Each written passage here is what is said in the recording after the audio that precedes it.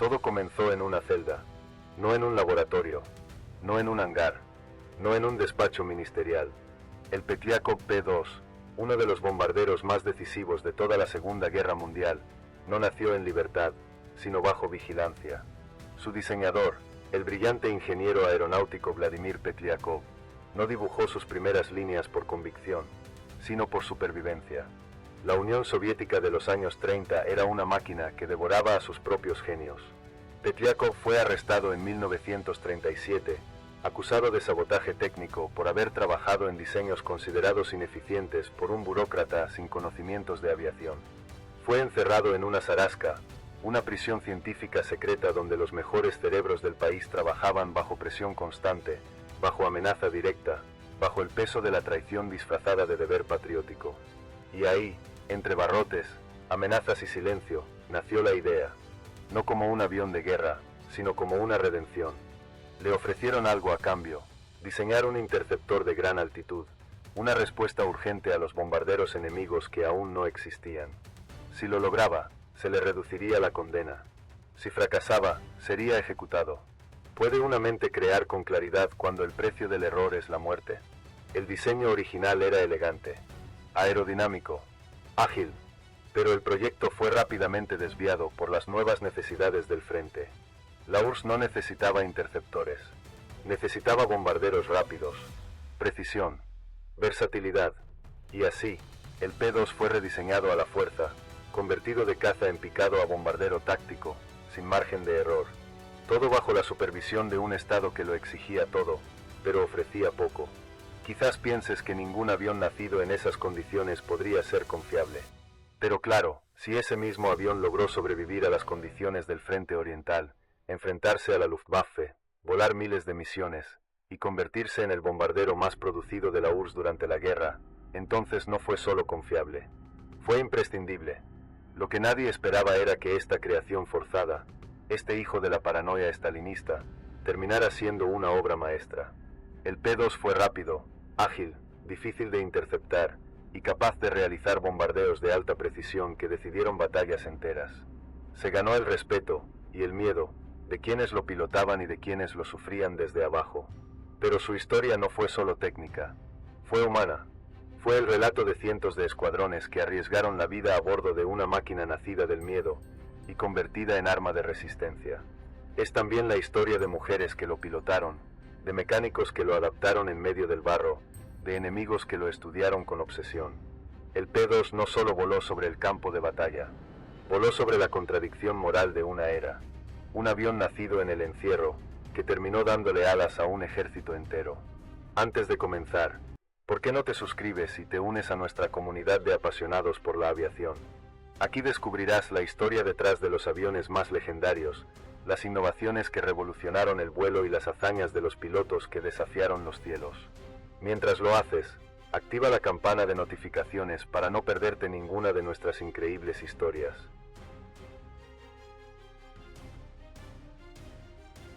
Vladimir Petriakov no era un criminal, era un ingeniero, uno brillante, graduado con honores, discípulo del legendario Tupolev y respetado por su visión innovadora en estructuras metálicas y fuselajes aerodinámicos. Pero en 1937, en la cúspide de su carrera, su vida dio un giro sin retorno. Fue arrestado por el NKVD, acusado de sabotaje deliberado y retraso en el cumplimiento de objetivos de defensa, cargos tan amplios como convenientes. Como tantos otros genios soviéticos, fue víctima del gran terror de Stalin. La lógica era simple, el que no producía resultados inmediatos, era enemigo del pueblo. Petriakov fue condenado sin juicio justo, encarcelado, silenciado, no por traicionar a su país, sino por no haberlo satisfecho a tiempo. Fue enviado a una zarasca, un gulag disfrazado de centro de investigación, donde trabajaban otros ingenieros detenidos bajo vigilancia constante. Allí, el diseño era obligatorio, la creatividad forzada, y el fracaso podía costar la vida.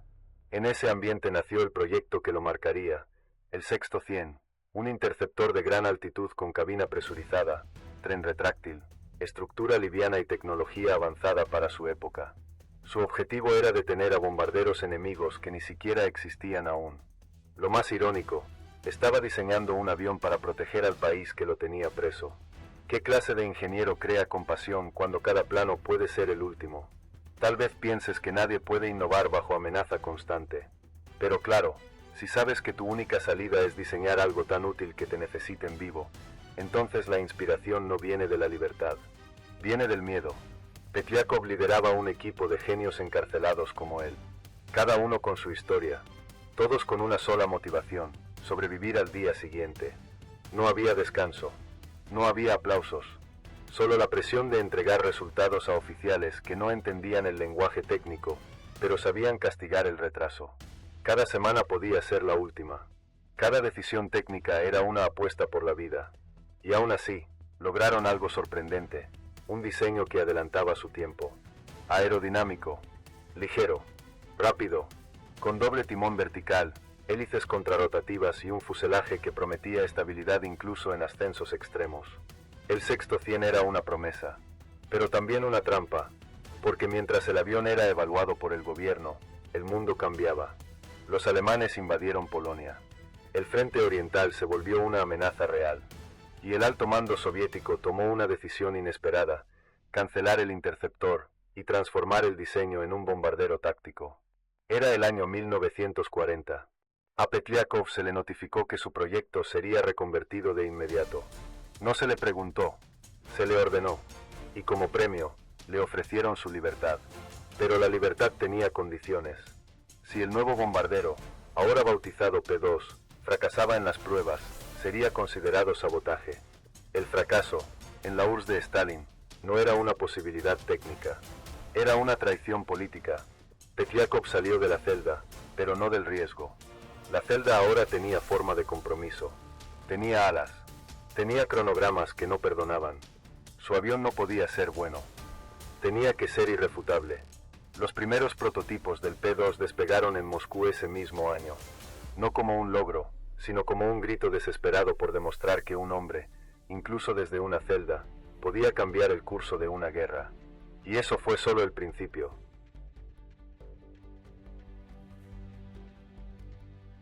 Transformar un interceptor en un bombardero no es simplemente cambiarle la misión, es rehacer sus entrañas, es pelear contra cada decisión de diseño anterior, es ir en contra de la esencia misma de la máquina. Y eso fue exactamente lo que se le exigió a Vladimir Petliakov cuando le ordenaron convertir su proyecto V-100 en el P-2. El interceptor original había sido diseñado para operar a gran altitud, alcanzar objetivos con velocidad y desaparecer sin necesidad de combate cercano. Pero en 1940, la realidad soviética no requería interceptores experimentales.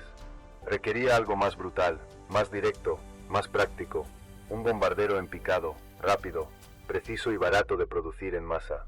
Una plataforma que pudiera atacar columnas blindadas, instalaciones logísticas y posiciones fortificadas en tierra, antes de que la Luftwaffe lo impidiera.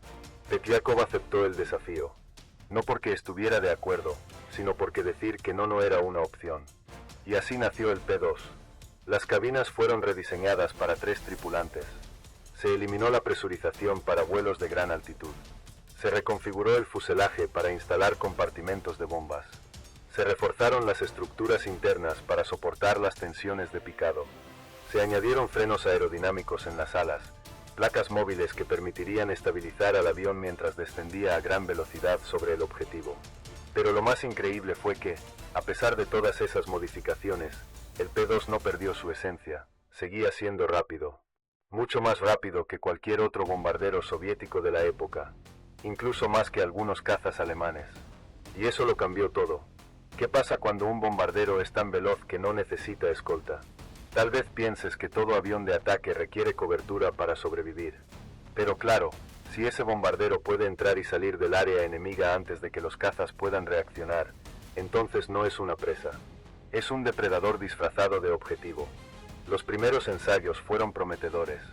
El P-2 alcanzaba velocidades de más de 540 km por hora, podía cargar hasta 600 kilogramos de bombas en su interior, más en configuraciones externas, y ejecutaba maniobras evasivas que confundían a los Messerschmitt Bf-109. Era un bombardero con alma de caza, y eso, en el campo de batalla, lo hacía imparable. Pero no fue una transición fácil. Muchos ingenieros se opusieron a los cambios. Algunos pilotos criticaban su tendencia a entrar en pérdida en maniobras cerradas. El avión exigía atención, técnica, destreza, no era indulgente, y quienes no estaban preparados, no regresaban. Sin embargo, a medida que las primeras escuadrillas lo probaron en combate real, la narrativa cambió. El P-2 volaba raso, lanzaba su carga en picado, y regresaba a su base mientras otros modelos aún estaban siendo alcanzados por artillería antiaérea.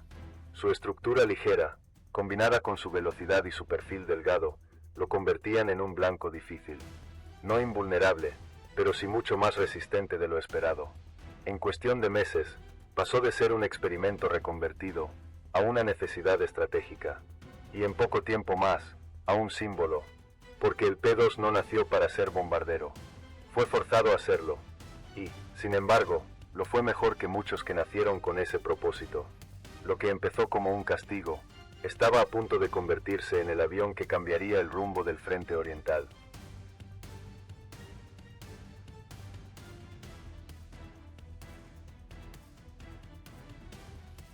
En la guerra, todo lo que es lento, muere. Esa fue una lección que los soviéticos aprendieron a sangre y acero cuando la Luftwaffe llegó a los cielos del este con una precisión quirúrgica.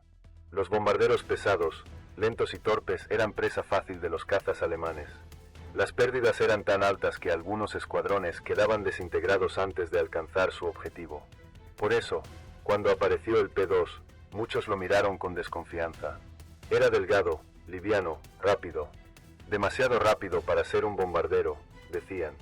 Demasiado ágil, y tal vez, demasiado peligroso de manejar. Pero la velocidad era parte del plan. No como lujo, sino como armadura. El P-2 no necesitaba un enjambre de escoltas para llegar a su blanco. Su propio impulso era su defensa. Entraba a más de 500 kilómetros por hora, descendía como una daga en picado, soltaba su carga en segundos y salía antes de que el enemigo entendiera qué estaba pasando. Muchos pilotos alemanes no sabían si estaban enfrentando un caza o un bombardero, y para cuando lo descubrían, el P-2 ya estaba de regreso a su base. ¿Qué ocurre cuando el objetivo al que quieres interceptar ya no está en el cielo cuando llegas? Tal vez pienses que un bombardero nunca podrá reemplazar la capacidad ofensiva de un caza.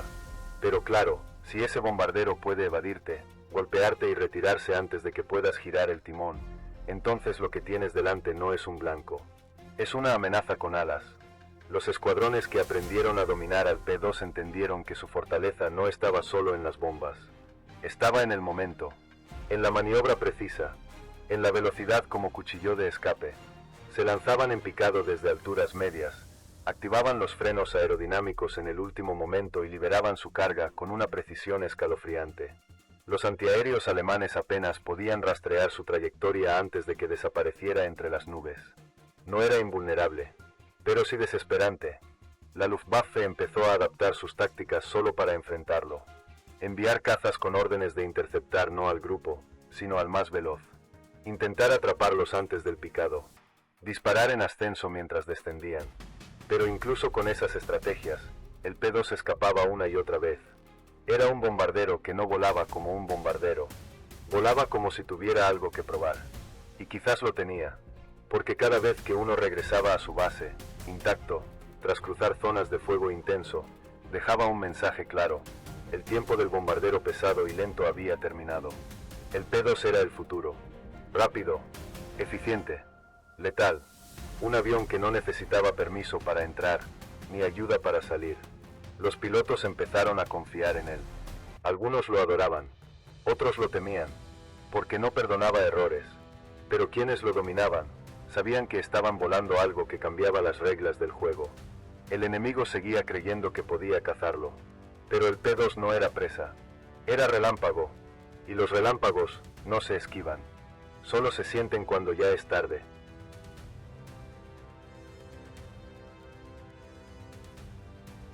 No todos los héroes llegan envueltos en aplausos, a veces llegan envueltos en sospechas. Cuando el P-2 fue asignado por primera vez a escuadrones soviéticos a mediados de 1941, no fue recibido como una promesa, sino como una amenaza. Los pilotos no lo querían. Algunos lo consideraban peligroso, otros lo llamaban impredecible. Había quienes pensaban que era una máquina inestable, sobrecargada de innovaciones, demasiado exigente para un entrenamiento estándar.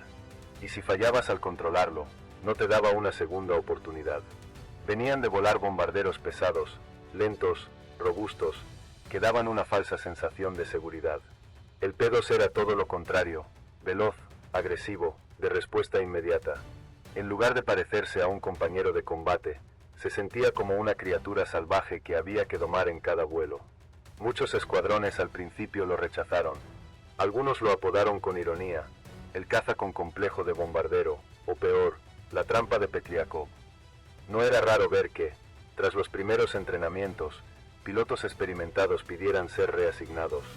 El P-2 les exigía una nueva forma de pensar, una nueva forma de volar. Y no todos estaban dispuestos a romper con sus viejas certezas.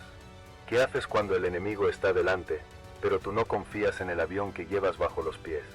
Tal vez pienses que un buen piloto se adapta a cualquier máquina. Pero claro, si esa máquina responde a la mínima presión, si castiga cada error con violencia, y si la mínima vacilación te lanza en picado contra el suelo, entonces no estás pilotando. Estás sobreviviendo en cada maniobra. Los instructores trataban de convencer a las tripulaciones con argumentos técnicos. Es más rápido que cualquier bombardero alemán. Puede evadir cazas sin necesidad de cobertura. Su precisión en picado es incomparable. Pero los pilotos respondían con historias, con nombres de compañeros que no volvieron, con alas que colapsaban por un giro mal ejecutado, con aterrizajes que terminaban en incendios por frenos mal calculados. Porque la teoría no sirve cuando lo único que separa tu cuerpo de una fosa es la confianza. Y sin embargo, poco a poco, el avión empezó a hablar por sí mismo. El primer escuadrón que lo usó en combate real regresó con el 90% de su formación intacta, después de una misión que habría sido suicida para otros bombarderos. El segundo logró impactar un puente clave en el frente sur, deteniendo una avanzada alemana sin necesidad de apoyo terrestre. El tercero simplemente no necesitó escolta. Los mismos pilotos que lo miraban con miedo, comenzaron a observarlo con respeto. Y luego, con orgullo. No porque se volviera más fácil de volar, sino porque demostraba que valía la pena volarlo. El P-2 no fue un avión que conquistó corazones desde el primer vuelo. Se ganó su lugar con sangre, con resultados, y con una verdad incuestionable. Si lo dominabas, te daba más posibilidades de regresar que cualquier otro avión soviético de ataque.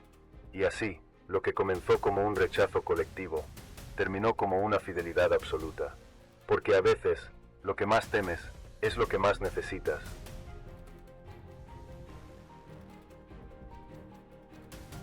Stalingrado, Kursk, Leningrado, Berlín. Detrás de cada uno de esos nombres, símbolos de dolor, resistencia y fuego, hay algo que el enemigo temía incluso antes de escuchar su motor. La sombra del P-2 cruzando el cielo. Ya no era una novedad técnica ni un objeto de sospecha. Era una máquina de precisión, de velocidad y de devastación quirúrgica. Y en las batallas más decisivas de la guerra en el este, volaba al frente. En Stalingrado, mientras los soldados soviéticos combatían entre ruinas y escombros, los P-2 volaban bajo, tan bajo que a veces los francotiradores enemigos los veían pasar entre los edificios colapsados. Atacaban posiciones alemanas fortificadas con bombas en picado, caían como cuchillas desde el cielo, lanzaban su carga y subían con una violencia que estremecía el aire. No dejaban margen para reorganizarse. El ataque era rápido, brutal, silencioso hasta que ya era tarde. Durante la batalla de Kursk, uno de los mayores enfrentamientos de tanques de la historia, el P-2 fue el arma aérea que alteró el equilibrio. Su velocidad le permitía alcanzar las columnas blindadas alemanas sin ser alcanzado por fuego antiaéreo, y su capacidad de picado le daba una precisión que muy pocos aviones podían igualar. Atacaba vehículos en movimiento, rompía cadenas logísticas, cortaba líneas de avance, y cada uno que regresaba, cargaba con una pequeña victoria más. ¿Cómo logras contener una ofensiva blindada masiva, sin una fuerza aérea que dispare primero y pregunte después? Tal vez pienses que todo lo que vuela es vulnerable en medio de una tormenta de fuego cruzado. Pero claro, si tienes un avión que puede acercarse sin ser interceptado, atacar con precisión quirúrgica y volver antes de que el cielo se vuelva hostil, entonces ya no necesitas muchos. Solo necesitas que el que llegue, impacte donde debe. Leningrado, asediada, aislada y hambrienta, vio en el P-2 no solo un arma, sino una señal de que el enemigo aún podía ser golpeado desde el aire. Volaban misiones de interdicción, destrucción de concentraciones artilleras y eliminación de puntos logísticos nazis alrededor del cerco. Era peligroso. Muchos no volvían, pero los que sí, lo hacían sabiendo que su ataque le había comprado otro día de vida a la ciudad cercada. Y cuando llegó Berlín, en 1945, el P-2 volaba como leyenda. Ya no como promesa. Se había ganado su lugar con cada objetivo destruido. En la batalla final, se usó para ataques de precisión sobre zonas industriales, columnas en retirada y fortificaciones urbanas que se resistían hasta el último suspiro. Aunque los cazas modernos empezaban a dominar el aire, el P-2 todavía tenía un rol: cerrar la historia que él mismo había ayudado a escribir desde el principio. No hubo aplausos, no hubo celebración en las pistas, solo una certeza que los mecánicos y los pilotos compartían en silencio. El P-2 había hecho más por la victoria soviética de lo que jamás se diría públicamente. Lo que nació en una celda, ahora volaba sobre los escombros del Reich.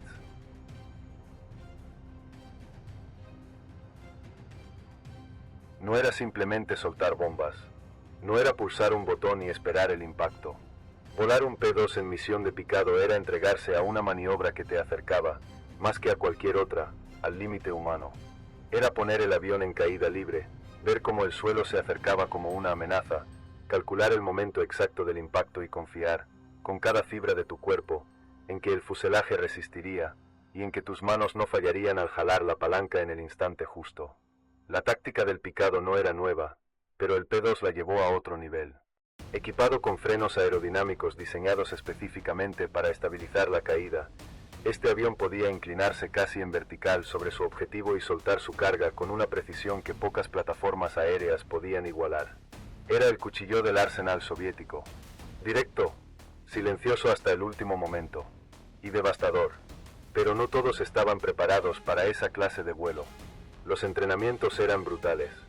Los pilotos debían acostumbrarse al rugido del viento, al temblor de la estructura, a la presión que aplastaba el pecho mientras el avión caía.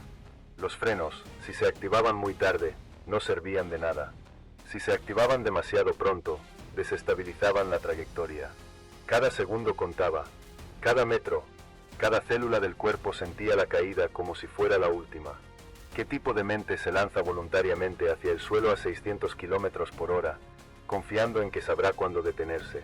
Tal vez pienses que con disciplina suficiente cualquiera puede hacerlo. Pero claro, si sabes que cada picado exitoso se logra justo en el punto donde el instinto grita demasiado tarde, entonces no se trata solo de técnica. Se trata de nervios de acero. Muchos pilotos no podían. No lo admitían públicamente, pero temían esas misiones. Algunos preferían volar recto, soltar bombas desde altitud media, aún sabiendo que su margen de error era mayor y sus posibilidades de ser derribado, también. Otros, en cambio, se transformaban en el picado, se hacían uno con la máquina, calculaban el momento exacto, tocaban el infierno con las alas, y subían de nuevo como si burlaran a la muerte. Los frenos de picado del P-2 eran una maravilla técnica, y una sentencia si fallaban. Hubo incidentes. Muchos. Algunos pilotos no lograron estabilizarse. Otros no lograron recuperar altitud a tiempo. A veces el ala vibraba tanto que parecía a punto de partirse. A veces simplemente no había suficiente espacio. Y sin embargo, cuando funcionaba, era sublime. Los blancos eran pulverizados. Los convoys desaparecían. Las fortificaciones quedaban abiertas. El enemigo ni siquiera entendía desde dónde había llegado el impacto, porque lo último que veían era una sombra descendiendo, y luego, el silencio. Las misiones en picado se convirtieron en la firma del P-2, una danza suicida entre precisión y locura, una maniobra que solo unos pocos se atrevían a ejecutar con perfección. Y esos pocos eran leyenda, porque volar un bombardero es una cosa, pero hacerlo en picado es otra historia.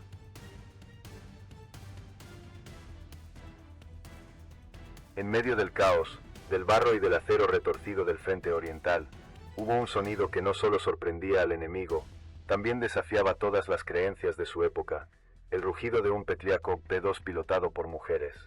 Sí, mujeres al mando de una de las máquinas de guerra más exigentes, más agresivas, más complejas del arsenal soviético. y no en tareas secundarias, no en misiones simbólicas, en combate real, donde todo podía perderse en segundos. La Unión Soviética fue el único país que envió a mujeres como pilotos de combate en la Segunda Guerra Mundial, no como excepción, sino como política, pero incluso dentro de ese marco progresista, nacido más por necesidad que por ideología, hubo un caso que destacaba por su dureza, los escuadrones femeninos que operaban el P-2. Porque si había un avión que exigía fuerza, precisión, frialdad, era ese. El más conocido fue el 125º Regimiento Aéreo de Bombardeo en Picado. Sus tripulantes volaban el P-2 en condiciones infernales. Despegaban desde pistas improvisadas, bajo fuego, a temperaturas extremas. Sus cuerpos, más livianos que los de los pilotos hombres, eran golpeados con más violencia por las fuerzas G durante los picados. Sus manos, muchas veces entumecidas por el frío, se aferraban a los mandos de una máquina que no perdonaba errores. ¿Cómo es posible que un avión que hombres experimentados temían pilotar fuese dominado por mujeres veinteañeras con entrenamiento mínimo? Tal vez pienses que el P-2 era demasiado para una joven que había aprendido a volar hace meses. Pero claro, si esa joven estaba dispuesta a morir con tal de impactar un convoy enemigo, si no dudaba al entrar en picado, si salía del humo con el fuselaje quemado y aún podía aterrizar sin ayuda, entonces ya no era una novata. Era una piloto, y una amenaza real. Los escuadrones femeninos cumplían misiones de día y de noche. Bombardeaban puentes, fábricas, fortificaciones. Algunos enemigos se negaban a creer que eran mujeres hasta que encontraban los cuerpos tras un derribo. Otros simplemente no lo sabían, porque el P-2 no dejaba preguntas, solo cráteres. El respeto fue creciendo. Al principio, dentro de sus propias filas, se las miraba con recelo, como si fueran una anomalía dentro del engranaje de guerra. Pero eso cambió muy rápido, porque las estadísticas hablaban, las misiones cumplidas, los blancos destruidos, las veces que regresaban solas, sin escolta, con un avión a punto de caer a pedazos, pero aún en el aire. Las historias abundan. Una piloto que regresó sin un motor. Otra que terminó la misión tras recibir metralla en el muslo. Otra más que perdió al artillero tras un impacto directo, pero continuó el ataque y bombardeó con éxito. No lo hacían por gloria. Lo hacían porque la guerra no pedía género. Pedía decisión. Y el P-2, esa bestia nacida en una prisión, respondía solo a eso, decisión. Si la tenías, volaba contigo. Si dudabas, te dejaba en la tierra o te lanzaba al suelo. Las mujeres que lo pilotaron no buscaban demostrar nada, pero lo hicieron. Lo probaron con hechos, y la historia, por mucho tiempo, las olvidó. Pero en cada vuelo que regresó contra toda lógica, quedó su legado escrito en humo y acero.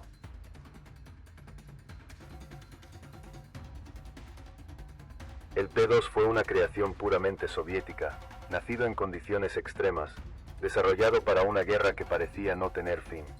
Y, sin embargo, su historia no se limitó al frente oriental. Cuando la guerra terminó, el mundo no se dividió solo en vencedores y vencidos. Se dividió en esferas, en favores, en influencia, y los aviones se convirtieron en parte del botín estratégico. Entre ellos, el P-2. Lo que pocos esperaban era que este bombardero, tan vinculado a la identidad soviética, terminara siendo adoptado, y en algunos casos adaptado, por otros países. Algunos aliados, otros antiguos enemigos, cada uno con su propia intención. Checoslovaquia fue uno de los primeros. No solo recibió unidades P-2 como parte de los acuerdos de asistencia soviética, también los fabricó bajo licencia. Con ligeras modificaciones, nacieron versiones locales que extendieron su servicio mucho más allá de lo que Moscú había previsto. Durante años, el cielo checo vio al P-2 como símbolo de su propia reconstrucción militar. Polonia, reconstruida bajo el ala soviética, también operó el P-2. Fue un gesto simbólico y estratégico, volar con el avión que había ayudado a liberar su territorio, aunque también, de forma silenciosa, representaba la nueva dependencia técnica de la URSS. Y luego vino algo más extraño, el P-2 volando en Finlandia. Sí, el mismo país que había combatido ferozmente contra la URSS durante la Guerra de Invierno terminó recibiendo algunos ejemplares del P-2 tras los armisticios. Un enemigo convertido en usuario. Un avión que alguna vez bombardeó posiciones finesas, ahora era reparado y mantenido por manos finlandesas. ¿Qué ocurre cuando un símbolo de poder cambia de manos y de sentido? Tal vez pienses que un avión, una vez retirado, pierde toda influencia. Pero claro, si ese avión sigue volando, sigue entrenando nuevas generaciones, sigue cumpliendo funciones de reconocimiento o ensayo, entonces no se trata solo de una máquina. Se trata de una herramienta que cambia la política desde el cielo. Yugoslavia, por su parte, incorporó el P-2 dentro de su doctrina aérea mientras Tito navegaba entre Occidente y la URSS. No era solo un avión, era un mensaje, una forma de decir, aceptamos tu tecnología, pero no tu control total. En muchos casos, los P-2 exportados ya estaban envejecidos, superados por nuevos modelos, pero aún así, seguían sirviendo. Algunos como entrenadores, otros como bombarderos ligeros en conflictos internos. Incluso se sospecha que algunos llegaron a participar en misiones de observación armada en regiones tensas de Europa Oriental durante los años más volátiles de la posguerra. Y así, el P-2, nacido en el encierro, diseñado para el frente soviético, temido por la Luftwaffe, terminó cruzando fronteras, cambiando insignias, hablando nuevos idiomas. A veces, combatió donde no se esperaba. Otras, fue observado con lupa por antiguos enemigos que lo temían en el aire, y ahora lo estudiaban en tierra. Porque cuando una máquina sobrevive a su guerra, empieza a hablar en el idioma de la siguiente.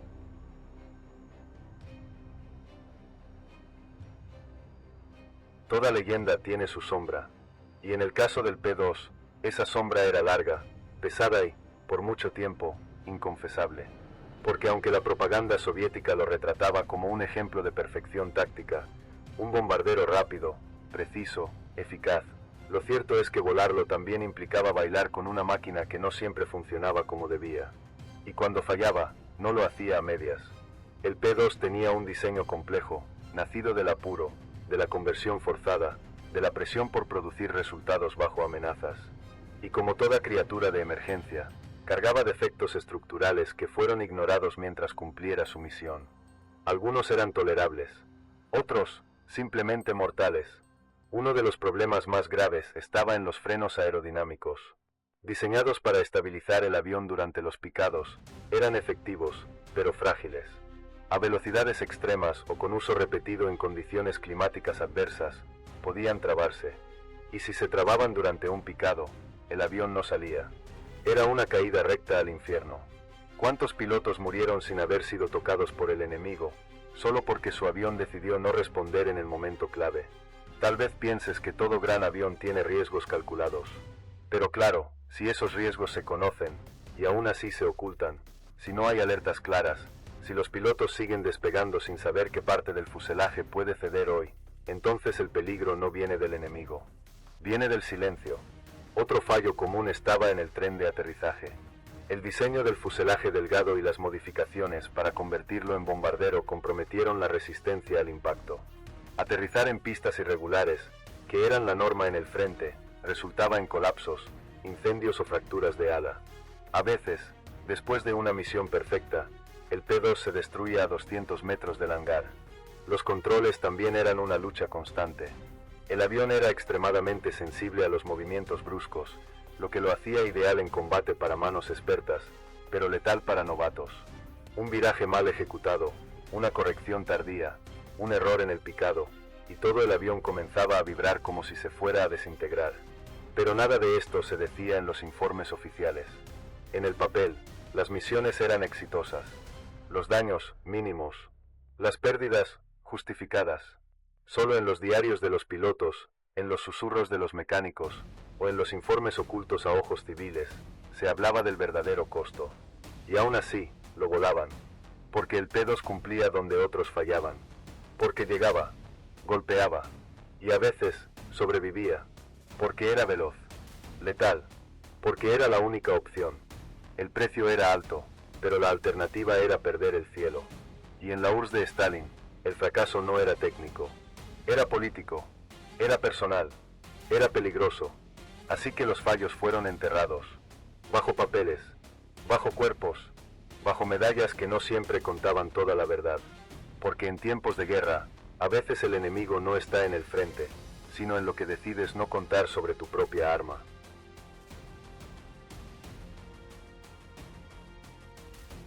El rugido fue apagándose, no de golpe, sino como una respiración que se vuelve más lenta con los años. El Petliakov P-2, aquel bombardero que alguna vez desafió cazas, artillería antiaérea y toda lógica de supervivencia, empezó a desaparecer de los cielos a mediados de los años 50. No porque hubiera fallado, no porque se hubiera vuelto inútil, sino porque el mundo ya no necesitaba lo que él ofrecía. La guerra había terminado, pero la carrera armamentista apenas comenzaba.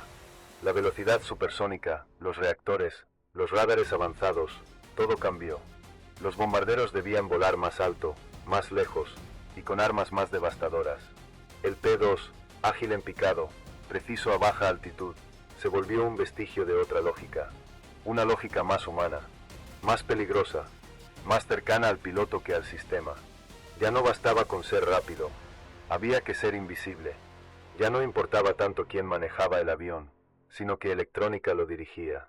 Y el P-2, nacido de manos humanas, de decisiones manuales, de nervios de acero, no tenía cabida en ese mundo de botones fríos y misiles automáticos. Fue relegado a tareas secundarias, entrenamientos, reconocimientos, a veces, a exposiciones estáticas. Los escuadrones que lo adoraron pasaron a otras plataformas. Los mecánicos que lo conocían como a un ser vivo, fueron reubicados. El avión fue archivado, como una carta que se leyó en medio de una guerra, y luego fue sellada con silencio. ¿Qué se hace con una leyenda cuando ya no se la necesita en el campo de batalla? Tal vez pienses que se le rinde homenaje, se la conserva, se le escribe un capítulo digno. Pero claro, si el régimen que lo construyó también necesitaba mostrar progreso, evolución, innovación, entonces no hay lugar para la nostalgia. Solo para los números y los nuevos modelos. Algunos P-2 fueron conservados en museos.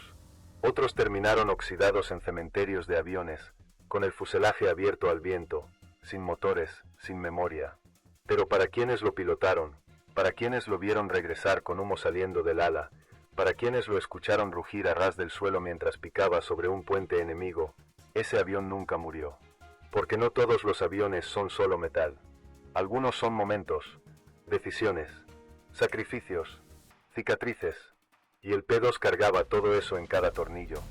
Lo que empezó como una creación forzada, como una tarea asignada a un hombre preso, terminó siendo una de las piezas más efectivas y temidas de la aviación soviética. Sobrevivió a sus enemigos, sobrevivió a sus creadores, y aún hoy, su silueta se reconoce como el símbolo de un tiempo en que la guerra se decidía por quién se atrevía a bajar más y salir primero.